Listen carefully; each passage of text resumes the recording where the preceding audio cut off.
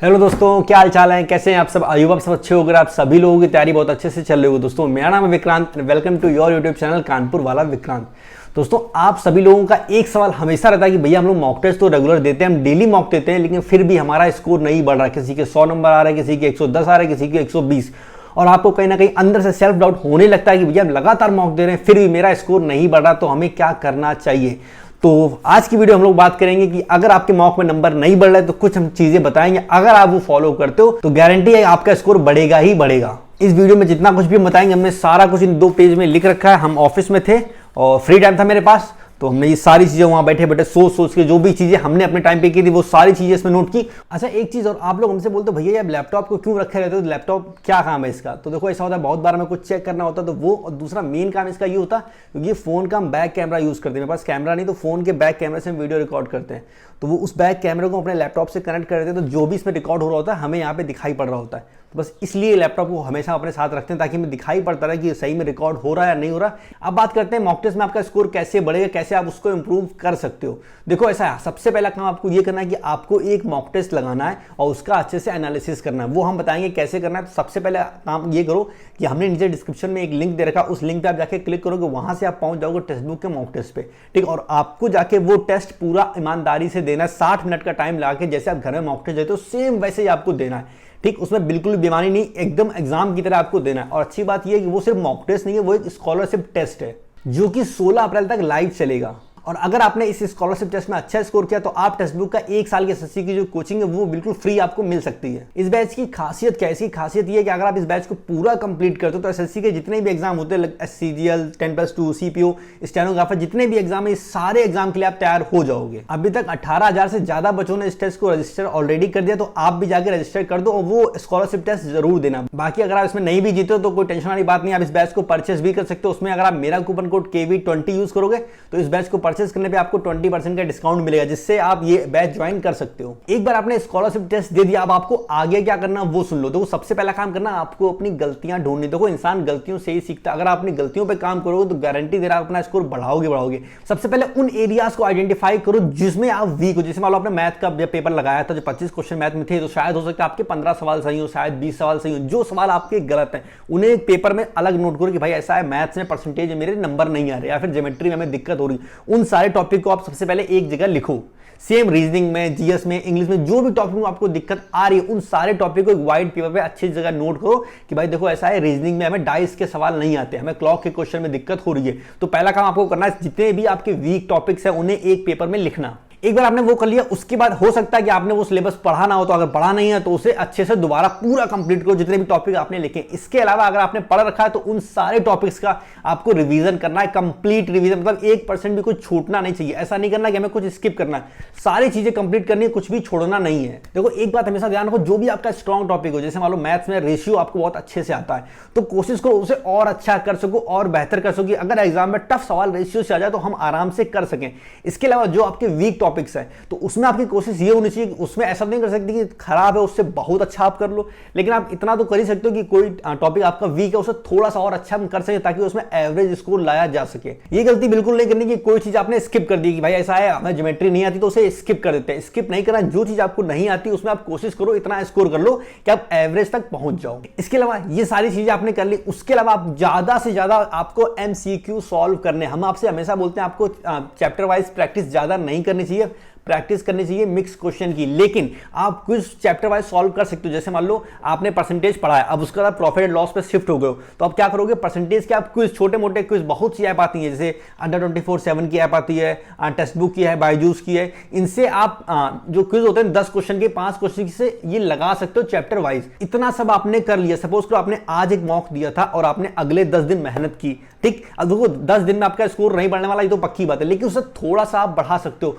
कैसे वो सुनो। देखो जैसे मान लो सपोज को आपके 110 नंबर आ रहे थे, आपने क्या किया, ज्योमेट्री में देखा आपके हर बार ज्योमेट्री में एक सवाल मैथ में आता ही आता है, आपका हर बार गलत होता है। आपने 10 दिन ज्योमेट्री पे अच्छे से मेहनत की, आपने उसके सारे डिवीजन किया, पूरा अच्छे से एक एक थ्योरम पढ़ी, उसका MCQ भी लगाया। तो आपका टारगेट अगली बार ये होना चाहिए, अगर आपके 110 नंबर आ रहे हैं तो ज्योमेट्री के अगर 2 सवाल आते हैं तो वो 2 सवाल यानी कि 4 नंबर मेरे सही होने चाहिए। नंबर कम हो जाएंगे हमें फर्क नहीं पड़ता, लेकिन लेकिन ज्योमेट्री हमने 10 दिन अच्छे से पढ़ी, ज्योमेट्री के सवाल गलत नहीं होने चाहिए। ऐसे छोटे छोटे करके आप आगे बढ़ सकते हो। देखो एक बात आप जान लीजिए, आपका स्कोर रातों रात 150 160 नहीं आ सकता। अगर 100 है तो उसे बढ़ने में टाइम लगेगा, 105 होगा, फिर 110 होगा, 115 होगा, ऐसे धीमे धीमे आपका स्कोर बढ़ेगा। इसके अलावा कुछ चीजें और होती हैं जिससे आप करके अपना स्कोर बढ़ा सकते हो। जैसे कि देखो, सबसे पहले मॉक टेस्ट जब भी आप देने जाओ उसके 1 घंटा पहले अपनी सारी चीजें रिवाइज कर लो। रिवाइज में क्या क्या आप तुरंत कर सकते हो। सबसे पहले जितने भी आपके फॉर्मूलाज हैं, जितनी भी आपकी ट्रिक्स आपको लगता है रीजनिंग बनती है, जैसे डाइस के सवाल में अगर आप कोई फॉर्मूला या कोई ट्रिक भूल रहे हो तो उसे आप याद देख सकते हो, रिवाइज कर सकते हो। मैथ्स में जितने फॉर्मूलाज होते हैं, क्यूब, स्क्वायर,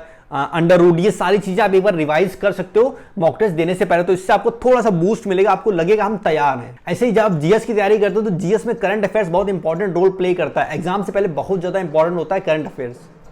यार आजकल मेरे मोहल्ले में पता है इतना ज्यादा शोर शराबा और हम बता नहीं सकते, ये वीडियो बनाने में आफत पड़ जाता है। खैर सॉरी, जो आवाज बैकग्राउंड में आ रही है मैनेज करना थोड़ा सा।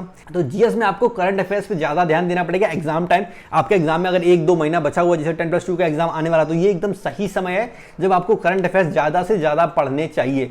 साथ में अगर इंग्लिश की बात करें तो इंग्लिश में आपको वोकैब ज्यादा पढ़नी चाहिए इस समय, क्योंकि लास्ट टाइम में जितना ज्यादा वोकैब को रिवाइज कर लो वो आपके दिमाग में बैठ जाएगी।